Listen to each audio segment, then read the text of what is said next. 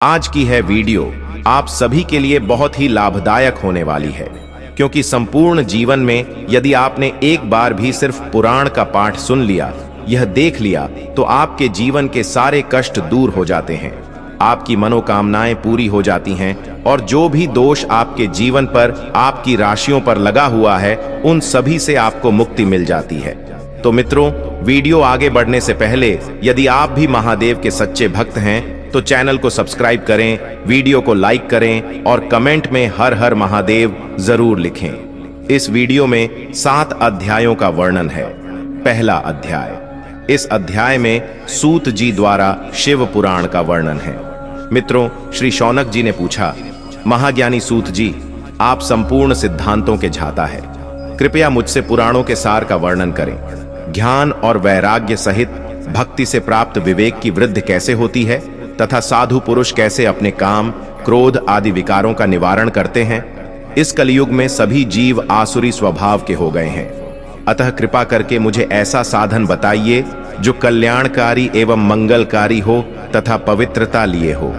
प्रभु, वह ऐसा साधन हो जिससे मनुष्य की शुद्धि हो जाए और उस निर्मल हृदय वाले पुरुष को सदैव के लिए शिव की प्राप्ति हो जाए। श्री सूत जी ने उत्तर दिया, शौनक जी, आप धन्य हैं, क्योंकि आपके मन में पुराण कथा को सुनने के लिए अपार प्रेम व लालसा है, इसलिए मैं तुम्हें परम उत्तम शास्त्र की कथा सुनाता हूँ। वत्स, संपूर्ण सिद्धांत से संपन्न भक्ति को बढ़ाने वाला तथा शिव जी को संतुष्ट करने वाला अमृत के समान दिव्य शास्त्र है शिव पुराण। इसका पूर्व काल में शिव जी ने ही प्रवचन किया था। गुरुदेव व्यास ने संत कुमार मुनि का उपदेश पाकर आदर पूर्वक इस पुराण की रचना की है। यह पुराण कलयुग में मनुष्यों के हित का परम साधन है। शिव पुराण परम उत्तम शास्त्र है। इस पृथ्वी लोक में सभी मनुष्यों को भगवान शिव के विशाल स्वरूप को समझना चाहिए। इसे पढ़ना एवं सुनना सर्वसाधन है। यह मनोवांछित फलों को देने वाला है। इससे मनुष्य निष्पाप हो जाता है तथा इस लोक में सभी सुखों का उपभोग करके अंत में शिवलोक को प्राप्त करता है। शिव पुराण में 24,000 श्लोक हैं, जिसमें 7 संहिताएं हैं। शिव पुराण परब्रह्म परमात्मा के समान गति प्रदान करने वाला है। मनुष्य को पूरी भक्ति एवं संयम पूर्वक इसे सुनना चाहिए। जो मनुष्य प्रेम पूर्वक नित्य इसको बांचता है या इसका पाठ करता है, वह निःसंदेह पुण्यात्मा है। भगवान शिव उस विद्वान पुरुष पर प्रसन्न होकर उसे अपना धाम प्रदान करते हैं।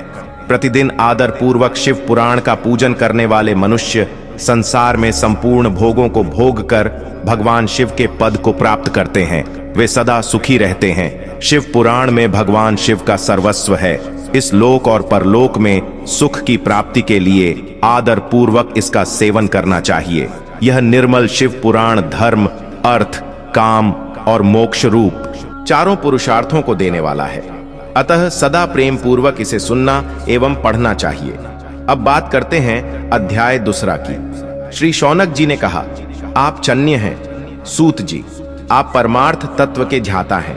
आपने हम पर कृपा करके हमें यह अद्भुत और दिव्य कथा सुनाई है। भूतल पर इस कथा के समान कल्याण का और कोई साधन नहीं है। आपकी कृपा से यह बात हमने समझ ली है। सूत जी, इस कथा के द्वारा कौन से पापी शुद्ध होते हैं, उन्हें कृपा पूर्वक बताकर इस पागत को कृतार्थ कीजिए। सूत जी बोले, मुने, जो मनुष्य पाप, दुराचार तथा काम, क्रोध, मद, लोभ में निरंतर डूबे रहते हैं, भी शिव पुराण पढ़ने अथवा सुनने से शुद्ध हो जाते हैं तथा उनके पापों का देह पूर्णतया नाश हो जाता है। इस विषय में मैं तुम्हें एक कथा सुनाता हूँ, देवराज ब्राह्मण की कथा। मित्रों, बहुत पहले की बात है कि रातों के नगर में देवराज नाम का एक ब्राह्मण रहता था। वह ज्ञान में दुर्बल, गरीब, रस बेचने वाला तथा वैदिक धर्म से विमुख था। वह स्नान संध्या नहीं करता था तथा उसमें वैश्य वृत्ति बढ़ती ही जा रही थी। वह भक्तों को ठगता था। उसने अनेक मनुष्यों को मारकर उन सब का धन हड़प लिया था। उस पापी ने थोड़ा सा भी धन धर्म के काम में नहीं लगाया था। वह वैश्यागामी तथा आचार भ्रष्ट था।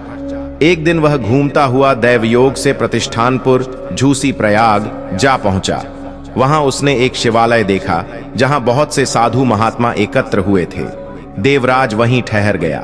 वहां रात में उसे ज्वर आ गया और उसे बड़ी पीड़ा होने लगी। वहीं पर एक ब्राह्मण देवता शिव पुराण की कथा सुना रहे थे। ज्वर में पड़ा देवराज भी ब्राह्मण के मुख से शिव कथा को निरंतर सुनता रहता था। 1 मास बाद देवराज ज्वर से पीड़ित अवस्था में चल बसा। यमराज के दूत उसे बांधकर यमपुरी ले गए। तभी वहां शिवलोक से भगवान शिव के पार्षदगण आ गए। वे कर्पूर के समान उज्जवल थे। उनके हाथ में त्रिशूल, संपूर्ण शरीर पर भस्म और गले में रुद्राक्ष की माला उनके शरीर की शोभा बढ़ा रही थी। उन्होंने यमराज के दूतों को मार पीट कर देवराज को यमदूतों के चंगुल से छुड़ा लिया और वे उसे अपने अद्भुत विमान में बिठाकर जब कैलाश पर्वत पर ले जाने लगे तो यमपुरी में कोलाहल मच गया, जिसे सुनकर यमराज अपने भवन से बाहर आए। साक्षात रुद्रों के समान प्रतीत होने वाले इन दूतों का धर्मराज ने विधिपूर्वक पूजन कर ध्यान दृष्टि से सारा मामला जान लिया। उन्होंने भय के कारण भगवान शिव के दूतों से कोई बात नहीं पूछी। तत्पश्चात शिवदूत देवराज को लेकर कैलाश चले गए और वहां पहुंचकर उन्होंने ब्राह्मण को करुणावतार भगवान शिव के हाथों में सौंप दिया। शौनक जी ने कहा, महाभाग सूत जी, आप सर्वज्ञ हैं। आपके कृपा प्रसाद से मैं कृतार्थ हुआ। इस इतिहास को सुनकर मेरा मन आनंदित हो गया है। अतः भगवान शिव में प्रेम बढ़ाने वाली दूसरी कथा भी कहिए। 3रा अध्याय, बिंदुक ब्राह्मण की कथा। मित्रों, श्री सूत जी बोले, शौनक सुनो, मैं तुम्हारे सामने एक जन्य गोपनीय कथा का वर्णन करूंगा, क्योंकि तुम शिव भक्तों में अग्रगण्य व वेद वेत्ताओं में श्रेष्ठ हो। समुद्र के निकटवर्ती प्रदेश में वाशकल नामक गांव है, जहां वैदिक धर्म से विमुख महापापी मनुष्य रहते हैं। वे सभी दुष्ट हैं एवं उनका मन दूषित विषय भोगों में ही लगा रहता है। वे देवताओं एवं भाग्य पर विश्वास नहीं करते। वे सभी कुटिल वृत्ति वाले हैं, किसानी करते हैं और विभिन्न प्रकार के अस्त्र शस्त्र रखते हैं। वे व्यभिचारी हैं। वे इस बात से पूर्णतः अनजान हैं कि ज्ञान, वैराग्य तथा सद्धर्म ही मनुष्य के लिए परम पुरुषार्थ हैं। वे सभी पशु बुद्धि हैं। अन्य समुदाय के लोग भी उन्हीं की तरह बुरे विचार रखने वाले धर्म से विमुख हैं। वे नित्य कुकर्म में लगे रहते हैं एवं सदा विषय भोगों में डूबे रहते हैं। वहां की स्त्रियां भी बुरे स्वभाव की, स्वेच्छाचारिणी, पाप में डूबी, कुटिल सोच वाली और व्यभिचारिणी हैं। वे सभी सद्व्यवहार तथा सदाचार से सर्वथा शून्य हैं। वहां सिर्फ दुष्टों का निवास है। वाशकल नामक गांव में बिंदुक नाम का एक ब्राह्मण रहता था। वह अधर्मी, दुरात्मा एवं महापापी था। उसकी स्त्री बहुत सुंदर थी। उसका नाम छंचुला था। वह सदा उत्तम धर्म का पालन करती थी, परंतु बिंदुक वेश्यागामी था। इस तरह कुकर्म करते हुए बहुत समय व्यतीत हो गया। उसकी स्त्री काम से पीड़ित होने पर भी स्वधर्म नाश के भय से क्लेश सहकर भी काफी समय तक धर्म भ्रष्ट नहीं हुई, परंतु आगे चलकर वह भी अपने दुराचारी पति के आचरण से प्रभावित होकर दुराचारिणी और अपने धर्म से विमुख हो गई। इस तरह दुराचार में डूबे हुए उन पति पत्नी का बहुत सा समय व्यर्थ बीत गया। वेश्यागामी, दूषित बुद्धि वाला वह दुष्ट ब्राह्मण बिंदुक समयानुसार मृत्यु को प्राप्त हो नरक में चला गया। बहुत दिनों तक नरक के दुखों को भोगकर वह मूढ़ बुद्धि पापी विद्या पर्वत पर भयंकर पिशाच हुआ। इधर उस दुराचारी बिंदुक के मर जाने पर वह छंचुला नामक स्त्री बहुत समय तक पुत्रों के साथ अपने घर में रहती रही। पति की मृत्यु के बाद वह भी अपने धर्म से गिरकर पर पुरुषों का संग करने लगी थी। सतियां विपत्ति में भी अपने धर्म का पालन करना नहीं छोड़ती। यही तो तप है। तप कठिन तो होता है, लेकिन इसका फल मीठा होता है। विषयी इस सत्य को नहीं जानता, इसीलिए वह विषयों के विषफल का स्वाद लेते हुए भोग करता है। एक दिन दैव योग से किसी पुण्य पर्व के आने पर वह अपने भाई बंधुओं के साथ गोकर्ण क्षेत्र में गई। उसने तीर्थ के जल में स्नान किया एवं बंधुजनों के साथ पत्र तत्र घूमने लगी। घूमते घूमते वह एक देव मंदिर में गई। वहां उसने एक ब्राह्मण के मुख से भगवान शिव की परम पवित्र एवं मंगलकारी कथा सुनी। कथावाचक ब्राह्मण कह रहे थे कि जो स्त्रियां व्यभिचार करती हैं, वे मरने के बाद जब यमलोक जाती हैं, तब यमराज के दूत उन्हें तरह तरह से यंत्रण देते हैं। वे उसके कामांगों को तप्त लौह दंडों से दागते हैं। तप्त लौह के पुरुष से उसका संसर्ग कराते हैं। ये सारे दंड इतनी वेदना देने वाले होते हैं कि जीव पुकार पुकार कर कहता है कि अब वह ऐसा नहीं करेगा, लेकिन यमदूत उसे छोड़ते नहीं। कर्मों का फल तो सभी को भोगना पड़ता है। देव, आर्षि, मनुष्य सभी इससे बंधे हुए हैं। ब्राह्मण के मुख से यह वैराग्य बढ़ाने वाली कथा सुनकर छंचुला भय से व्याकुल हो गई। कथा समाप्त होने पर सभी लोग वहां से चले गए। तब कथा बांटने वाले ब्राह्मण देवता से छंचुला ने कहा, है ब्राह्मण, धर्म को न जानने के कारण मेरे द्वारा बहुत बड़ा दुराचार हुआ है। स्वामी, मेरे ऊपर कृपा कर मेरा उद्धार कीजिए। आपके प्रवचन को सुनकर मुझे इस संसार से वैराग्य हो गया है। मुझ मूढ़ चित्त वाली पापिनी को धिक्कार है। मैं निंदा के योग्य हूं। मैं बुरे विषयों में फंसकर अपने धर्म से विमुख हो गई थी। कौन मुझ जैसी कुमार्ग में मन लगाने वाली पापिनी का साथ देगा? जब यमदूत मेरे गले में फंदा डालकर मुझे बांधकर ले आएंगे और नरक में मेरे शरीर के टुकड़े करेंगे, तब मैं कैसे उन महायातनाओं को सहन कर पाऊंगी? मैं सब प्रकार से नष्ट हो गई हूं, क्योंकि अभी तक मैं हर तरह से पाप में डूबी रही हूं। हे ब्राह्मण, आप मेरे गुरु हैं, आप ही मेरे माता पिता हैं। मैं आपकी शरण में आई हूं। मुझे अबला का अब आप ही उद्धार कीजिए। सूत जी कहते हैं, शौनक, इस प्रकार विलाप करती हुई चंचुला ब्राह्मण देवता के चरणों में गिर पड़ी। तब ब्राह्मण ने उसे कृपा पूर्वक उठाया। चौथा अध्याय, चंचुला की शिव कथा सुनने में रुचि और शिवलोक गमन। मित्रों, ब्राह्मण बोले, नारी, तुम सौभाग्यशाली हो जो भगवान शंकर की कृपा से तुमने वैराग्यपूर्ण शिव पुराण की कथा सुनकर समय से अपनी गलती का एहसास कर लिया है। तुम डरो मत और भगवान शिव की शरण में जाओ। उनकी परम कृपा से तुम्हारे सभी पाप नष्ट हो जाएंगे। मैं तुम्हें भगवान शिव की कथा सहित वह मार्ग बताऊंगा जिसके द्वारा तुम्हें सुख देने वाली उत्तम गति प्राप्त होगी। शिव कथा सुनने से तुम्हारी बुद्धि शुद्ध हो गई है और तुम्हें पश्चाताप हुआ है तथा मन में वैराग्य उत्पन्न हुआ है। पश्चाताप ही पाप करने वाले पापियों के लिए सबसे बड़ा प्रायश्चित है। पश्चाताप ही पापों का शोधक है। इससे ही पापों की शुद्धि होती है। सत्पुरुषों के अनुसार पापों की शुद्धि के लिए प्रायश्चित पश्चाताप से ही संपन्न होता है। जो मनुष्य अपने कुकर्म के लिए पश्चाताप नहीं करता वह उत्तम गति प्राप्त नहीं करता, परंतु जिसे अपने अपने कुकृत्य पर हार्दिक पश्चाताप होता है यह अवश्य उत्तम गति का भागीदार होता है। इसमें कोई शक नहीं है। शिव पुराण की कथा सुनने से चित्त की शुद्धि एवं मन निर्मल हो जाता है। शुद्ध चित्त में ही भगवान शिव व पार्वती का वास होता है। वह शुद्धात्मा पुरुष सदाशिव के पद द को प्राप्त होता है। इस कथा का श्रवण सभी मनुष्यों के लिए कल्याणकारी है। अंतः सकी आराधना व सेवा करनी चाहिए। यह कथा भव बंधन रूपी रोग का नाश करने वाली है। भगवान शिव की कथा सुनकर हृदय में उसका मनन करना चाहिए। इससे चित्त की बुद्धि होती है।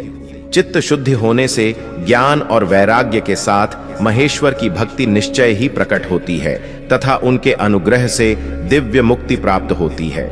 जो मनुष्य माया के प्रति आसक्त है वह इस संसार बंधन से मुक्त नहीं हो पाता। हे ब्राह्मण पत्नी, तुम अन्य विषयों से अपने मन को हटाकर भगवान शंकर की इस परम पावन कथा को सुनो। इससे तुम्हारे चित्त की शुद्धि होगी और तुम्हें मोक्ष की प्राप्ति होगी। जो मनुष्य निर्मल हृदय से भगवान शिव के चरणों का चिंतन करता है उसकी एक ही जन्म में मुक्ति हो जाती है। सूत जी कहते हैं, शौनक, यह कहकर वे ब्राह्मण चुप हो गए। उनका हृदय करुणा से भर गया। वे ध्यान में मग्न हो गए। ब्राह्मण का उक्त उपदेश सुनकर चंचुला के नेत्रों में आनंद के आंसू छलक आए। वह हर्ष भरे हृदय से ब्राह्मण देवता के चरणों में गिर गई और हाथ जोड़कर बोली, मैं कृतार्थ हो गई। हे ब्राह्मण, शिव भक्तों में श्रेष्ठ स्वामिन, आप धन्य हैं। आप परमार्थदर्शी हैं और सदा परोपकार में लगे रहते हैं। साथ ही मैं नरक के समुद्र में गिर रही हूं। कृपा कर मेरा उद्धार कीजिए। जिस पौराणिक व अमृत के समान सुंदर शिव पुराण कथा की बात आपने की है उसे सुनकर ही मेरे मन में वैराग्य उत्पन्न हुआ है। उस अमृतमपी शिव पुराण कथा को सुनने के लिए मेरे मन में बड़ी श्रद्धा हो रही है। कृपया आप मुझे उसे सुनाइए। सूत जी कहते हैं, शिव पुराण की कथा सुनने की इच्छा मन में लिए हुए चंचुला उन ब्राह्मण देवता की सेवा में वहीं रहने लगी। उस गोकर्ण नामक महाक्षेत्र में उन ब्राह्मण देवता के मुख से चंचुला शिव पुराण की भक्ति, ज्ञान और वैराग्य बढ़ाने वाली और मुक्ति देने वाली परम उत्तम कथा सुनकर कृतार्थ हुई। उसका चित्त शुद्ध हो गया। वह अपने हृदय में शिव के सगुण रूप का चिंतन करने लगी। वह सदैव शिव के सच्चिदानंदमय स्वरूप का स्मरण करती थी। तत्पश्चात अपना समय पूर्ण होने पर चंचुला ने बिना किसी कष्ट के अपना शरीर त्याग दिया। उसे लेने के लिए एक दिव्य विमान वहां पहुंचा। यह विमान शोभा साधनों से सजा था एवं शिवगणों से सुशोभित था। चंचुला विमान से शिवपुरी पहुंची, उसके सारे पाप धुल गए, वह दिव्यांगना हो गई। वह गौरांगी देवी मस्तक पर अर्धचंद्र का मुकुट व अन्य दिव्य आभूषण पहने शिवपुरी पहुंची। वहां उसने सनातन देवता त्रिनेत्रधारी महादेव शिव को देखा। सभी देवता उनकी सेवा में भक्ति भाव से उपस्थित थे। उनकी अंग कांति करोड़ों सूर्यों के समान प्रकाशित हो रही थी।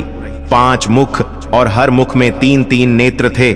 मस्तक पर अर्धचंद्राकार मुकुट शोभायमान हो रहा था। कंठ में नील चिन्ह था। उनके साथ में देवी गौरी विराजमान थीं, जो विद्युत पुंज के समान प्रकाशित हो रही थीं। महादेव जी की कांति कपूर के समान गौर थी। उनके शरीर पर श्वेत वस्त्र थे तथा शरीर श्वेत भस्म से युक्त था।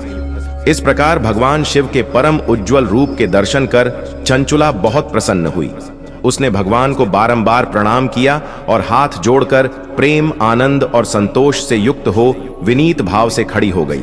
उसके नेत्रों से आनंदाश्रुओं की धारा बहने लगी। भगवान शंकर व भगवती गौरी उमा ने करुणा के साथ सौम्य दृष्टि से देखकर चंचुला को अपने पास बुलाया। गौरी उमा ने उसे प्रेम पूर्वक अपनी सखी बना लिया। चंचुला सुखपूर्वक भगवान शिव के धाम में उमा देवी की सखी के रूप में निवास करने लगी। 5वां अध्याय, बिंदुक का पिशाच योनि से उद्धार। मित्रों, सूत जी बोले, शौनक, एक दिन चंचुला आनंद में मग्न उमा देवी के पास गई और दोनों हाथ जोड़कर उनकी स्तुति करने लगी। चंचुला बोली, हे गिरिराज नंदिनी, स्कंद माता उमा, आप सभी मनुष्यों एवं देवताओं द्वारा पूज्य तथा समस्त सुखों को देने वाली हैं। आप शंभु प्रिया हैं, आप ही सगुण और निर्गुण हैं। है सच्चिदानंद स्वरूपिणी, आप ही प्रकृति की पोषक हैं। हे माता, आप ही संसार की सृष्टि, पालन और संहार करने वाली हैं।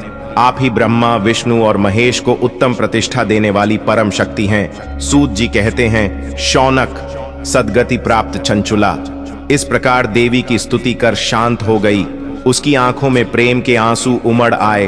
तब शंकर प्रिया भक्तवत्सला उमा देवी ने बड़े प्रेम से चंचुला को चुप कराते हुए कहा, सखी चंचुला, मैं तुम्हारी स्तुति से प्रसन्न हूं। बोलो, क्या वर मांगती हो? चंचुला बोली, हे गिरिराज कुमारी, मेरे पति बिंदुक इस समय कहाँ हैं? उनकी कैसी गति हुई है? मुझे बताइए और कुछ ऐसा उपाय कीजिए ताकि हम फिर से मिल सकें। हे महादेवी, मेरे पति एक शूद्र जाति वेश्या के प्रति आसक्त थे और पाप में ही डूबे रहते थे। गिरिजा बोली, बेटी, तुम्हारा पति बिंदुक बड़ा पापी था। उसका अंत बड़ा भयानक हुआ। वेश्या का उपभोग करने के कारण वह मूर्ख नरक में अनेक वर्षों तक अनेक प्रकार के दुख भोग कर अब शेष पाप को भोगने के लिए विंध्य पर्वत पर पिशाच की योनि में रह रहा है। वह दुष्ट वहीं वायु पीकर रहता है और सब प्रकार के कष्ट सहता है। सूत जी कहते हैं, शौनक, गौरी देवी की यह बात सुनकर चंचुला अत्यंत दुखी हो गई। फिर मन को किसी तरह स्थिर करती हुई दुखी हृदय से मां गौरी से उसने एक बार फिर पूछा, हे महादेवी, मुझ पर कृपा कीजिए और मेरे पापी पति का अब उद्धार कर दीजिए। कृपा करके मुझे वह उपाय बताइए जिससे मेरे पति को उत्तम गति प्राप्त हो सके। गौरी देवी ने कहा, यदि तुम्हारा पति बिंदुक शिव पुराण की पुण्यमयी उत्तम कथा सुने तो वह इस दुर्गति को पार करके उत्तम गति का भागी हो सकता है। अमृत के समान मधुर गौरी देवी का यह वचन सुनकर चंचुला ने दोनों हाथ जोड़कर मस्तक झुकाकर उन्हें बारंबार प्रणाम किया तथा प्रार्थना की कि मेरे पति को शिव पुराण सुनाने की व्यवस्था कीजिए। ब्राह्मण पत्नी चंचुला के बार बार प्रार्थना करने पर शिवप्रिया गौरी देवी ने भगवान शिव की महिमा का गान करने वाले गंधर्वराज तुम्बुरो को बुलाकर कहा, तुम्बुरो, तुम्हारी भगवान शिव में प्रीति है। तुम मेरे मन की सभी बातें जानकर मेरे कार्यों को सिद्ध करते हो। तुम मेरी इस सखी के साथ विंध्य पर जाओ। वहां एक महाघोर और भयंकर पिशाच रहता है। पूर्व जन्म में वह पिशाच बिंदुक नामक ब्राह्मण मेरी इस सखी चंचुला का पति था। वह वेश्यागामी हो गया। उसने स्नान संध्या जाति नित्य कर्म छोड़ दिए। क्रोध के कारण उसकी बुद्धि भ्रष्ट हो गई। दुर्जनों से उसकी मित्रता तथा सज्जनों से द्वेष बढ़ गया था। वह अस्त्र शस्त्र से हिंसा करता, लोगों को सताता और उनके घरों में आग लगा देता था। चांडालों से दोस्ती करता व रोज वेश्या के पास जाता था। पत्नी को त्याग कर दुष्ट लोगों से दोस्ती कर उन्हीं के संपर्क में रहता था। यह मृत्यु तक दुराचार में फंसा रहा। मृत्यु के बाद उसे पापियों के भोग स्थान यमपुर ले जाया गया।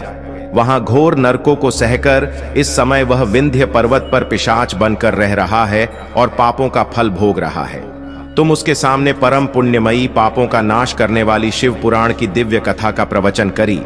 इस कथा को सुनने से उसका हृदय सभी पापों से मुक्त होकर शुद्ध हो जाएगा और वह प्रेत योनि से मुक्त हो जाएगा। दुर्गति से मुक्त होने पर उस बिंदुक नामक पिशाच को विमान पर बिठाकर तुम भगवान शिव के पास ले आना। सूत जी कहते हैं, शौनक, मां उमा का आदेश पाकर गंधर्वराज तुम्बुरो प्रसन्नता पूर्वक अपने भाग्य की सराहना करते हुए चंचुला को साथ लेकर विमान से पिशाच के निवास स्थान विंध्य पर्वत गया।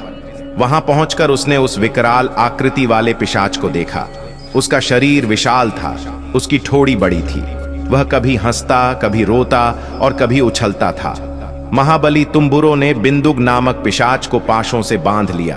उसके पश्चात तुम्बुरो ने शिव पुराण की कथा बांटने के लिए स्थान तलाश कर मंडप की रचना की। शीघ्र ही इस बात का पता लोगों को चल गया कि एक पिशाच के उद्धार हेतु देवी पार्वती की आज्ञा से तुम्बुरो शिव पुराण की अमृत कथा सुनाने विंध्य पर्वत पर आया है। उस कथा को सुनने के लोभ से बहुत से देवर्षि वहां पहुंच गए। सभी को आदर पूर्वक स्थान दिया गया। पिशाच बिंदुक को पाशों में बांधकर आसन पर बिठाया गया और तब तुम्बुरो ने परम उत्तम शिव पुराण की अमृत कथा का गान शुरू किया।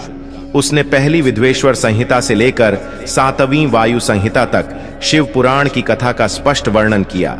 7 संहिताओं सहित शिव पुराण को सुनकर सभी श्रोता कृतार्थ हो गए।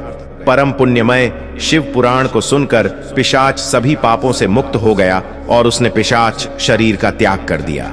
शीघ्र ही उसका रूप दिव्य हो गया। उसका शरीर गौर वर्ण का हो गया। शरीर पर श्वेत वस्त्र एवं पुरुषों के आभूषण आ गए। इस प्रकार दिव्य देहधारी होकर बिंदुक अपनी पत्नी चंचुला के साथ स्वयं भी भगवान शिव का गुणगान करने लगा। उसे इस दिव्य रूप में देखकर सभी को बहुत आश्चर्य हुआ। उसका मन परम आनंद से परिपूर्ण हो गया।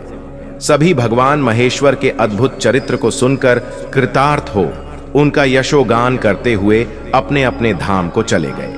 बिंदुक अपनी पत्नी चंचुला के साथ विमान में बैठकर शिवपुरी की ओर चल दिया। महेश्वर के गुणों का गान करता हुआ बिंदुक अपनी पत्नी चंचुला व तुम्बुरों के साथ शीघ्र ही शिवधाम पहुंच गया। भगवान शिव व देवी पार्वती ने उसे अपना पार्षद बना लिया। दोनों पति पत्नी सुखपूर्वक भगवान महेश्वर एवं देवी गौरी के श्री चरणों में अविचल निवास पाकर धन्य हो गए। 6ठा अध्याय, शिव पुराण के श्रवण की विधि। मित्रों, शौनक जी कहते, हे महाप्राज्य सूत जी, आप धन्य एवं शिव भक्तों में श्रेष्ठ हैं। हम पर कृपा कर हमें कल्याणमय शिव पुराण के श्रवण की विधि बताइए, जिससे सभी श्रोताओं को संपूर्ण उत्तम फल की प्राप्ति हो। सूत जी ने कहा, मुने शौनक, तुम्हें संपूर्ण फल की प्राप्ति के लिए मैं शिव पुराण की विधि सविस्तार बताता हूं। सर्वप्रथम किसी ज्योतिषी को बुलाकर दान से संतुष्ट कर उससे कथा का शुभ मुहूर्त निकलवाना चाहिए और उसकी सूचना का संदेश सभी लोगों तक पहुंचाना चाहिए कि हमारे यहाँ शिव पुराण की कथा होने वाली है। अपने कल्याण की इच्छा रखने वालों को इसे सुनने अवश्य पधारना चाहिए। देश देश में जो भी भगवान शिव के भक्त हों तथा शिव कथा के कीर्तन और श्रवण के उत्सुक हों, उन सभी को आदर पूर्वक बुलाना चाहिए और उनका आदर सत्कार करना चाहिए। शिव पुराण सुनने के लिए मंदिर, तीर्थ, वन प्रांत अथवा घर में ही उत्तम स्थान का निर्माण करना चाहिए। केले के खंभों से सुशोभित कथा मंडप तैयार कराएं। उसे सब ओर फल पुष्प सुंदर चंदोवे से अलंकृत करना चाहिए। चारों कोनों पर ध्वज लगाकर उसे विभिन्न सामग्री से सुशोभित करें। भगवान शंकर के लिए भक्तिपूर्वक दिव्य आसन का निर्माण करना चाहिए तथा कथावाचक के लिए भी दिव्य आसन का निर्माण करना चाहिए। नियम पूर्वक कथा सुनने वालों के लिए भी सुयोग्य आसन की व्यवस्था करें तथा अन्य लोगों के बैठने की भी व्यवस्था करें। कथा बांटने वाले विद्वान के प्रति कभी बुरी भावना न रखें। संसार में जन्म तथा गुणों के कारण बहुत से गुरु होते हैं, परंतु उन सब में पुराणों का झाता ही परम गुरु माना जाता है। पुराण वेत्ता पवित्र, शांत, साधु, ईर्ष्या पर विजय प्राप्त करने वाला और दयालु होना चाहिए। ऐसे गुणी मनुष्य को इस पुण्यमयी कथा को बांटना चाहिए। सूर्योदय से 3:30 पहर तक इसे बांटने का उपयुक्त समय है। मध्याह्न काल में 2 पड़ी तक कथा बंद रखनी चाहिए ताकि लोग मल मूत्र का त्याग कर सकें। जिस दिन से कथा शुरू हो रही है उससे 1 दिन पहले व्रत ग्रहण करें। कथा के दिनों में प्रातःकाल का नित्य कर्म संक्षेप में कर लेना चाहिए। वक्ता के पास उसकी सहायता हेतु एक विद्वान व्यक्ति को बैठाना चाहिए जो कि सब प्रकार के संशयों को दूर कर लोगों को समझाने में कुशल हो। कथा में आने वाले विघ्नों को दूर करने के लिए सर्वप्रथम गणेश जी का पूजन करना चाहिए। भगवान शिव व शिव पुराण की भक्तिभाव से पूजा करें। तत्पश्चात श्रोता तन मन से शुद्ध होकर आदर पूर्वक शिव पुराण की कथा सुने। जो वक्ता और श्रोता अनेक प्रकार के कर्मों से भटक रहे हों, काम आदि इच्छा विकारों से युक्त हों, वे पुण्य के भागी नहीं हो सकते। जो मनुष्य अपनी सभी चिंताओं को भूलकर कथा में मन लगाते हैं, उन शुद्ध बुद्धि मनुष्यों को उत्तम फल की प्राप्ति होती है। 7वां अध्याय श्रोताओं द्वारा पालन किए जाने वाले नियम। मित्रों, सूत जी बोले, शौनक, शिव पुराण सुनने का व्रत लेने वाले पुरुषों के लिए जो नियम हैं उन्हें भक्ति पूर्वक सुनो। शिव पुराण की पुण्यमयी कथा नियम पूर्वक सुनने से बिना किसी विघ्न बाधा के उत्तम फल की प्राप्ति होती है। दीक्षा रहित मनुष्य को कथा सुनने का अधिकार नहीं है, अतः पहले वक्ता से दीक्षा ग्रहण करनी चाहिए। नियम पूर्वक कथा सुनने वाले मनुष्य को ब्रह्मचर्य का अच्छी तरह से पालन करना चाहिए। उसे भूमि पर सोना चाहिए, पत्तल में खाना चाहिए तथा कथा समाप्त होने पर ही अन्न ग्रहण करना चाहिए। समर्थ मनुष्य को शुद्ध भाव से शिव पुराण की कथा की समाप्ति तक उपवास रखना चाहिए और एक ही बार भोजन करना चाहिए। घृष्ट अन्न, दाल, जला अन्न, सेम, मसूर तथा बासी अन्न नहीं खाना चाहिए। जिसने कथा का व्रत ले रखा हो उसे प्याज, लहसुन, हींग, गाजर, मादक वस्तु तथा आमिष कही जाने वाली वस्तुओं को त्याग देना चाहिए। ऐसा मनुष्य प्रतिदिन सत्य, शौच, दया, मौन, सरलता, विनय तथा हार्दिक उदारता आदि सद्गुणों को अपनाए तथा साधु संतों की निंदा का त्याग कर नियम पूर्वक कथा सुने। सकाम मनुष्य इस कथा के प्रभाव से अपनी अभीष्ट कामना प्राप्त करता है और निष्काम मोक्ष प्राप्त करता है। सभी स्त्री पुरुषों को विधि विधान से शिव पुराण की उत्तम कथा को सुनना चाहिए। महर्षि, शिव पुराण की समाप्ति पर श्रोताओं को भक्ति पूर्वक भगवान शिव की पूजा की तरह पुराण पुस्तक की पूजा भी करनी चाहिए तथा इसके पश्चात विधि पूर्वक वक्ता का भी पूजन करना चाहिए। पुस्तक को रखने के लिए नया और सुंदर बस्ता बनाएं। पुस्तक व वक्ता की पूजा के उपरांत वक्ता की सहायता हेतु बुलाए गए पंडित का भी सत्कार करना चाहिए। कथा में पधारे अन्य ब्राह्मणों को भी अन्न धन का दान दें। गीत, वाद्य और नृत्य से उत्सव को महान बनाएं। विरक्त मनुष्य को कथा समाप्ति पर गीता का पाठ करना चाहिए तथा गृहस्थ को श्रवण कर्म की शांति हेतु होम करना चाहिए। होम रुद्र संहिता के श्लोकों द्वारा अथवा गायत्री मंत्र के द्वारा करें। यदि हवन करने में असमर्थ हों तो भक्ति पूर्वक शिव सहस्र नाम का पाठ करें।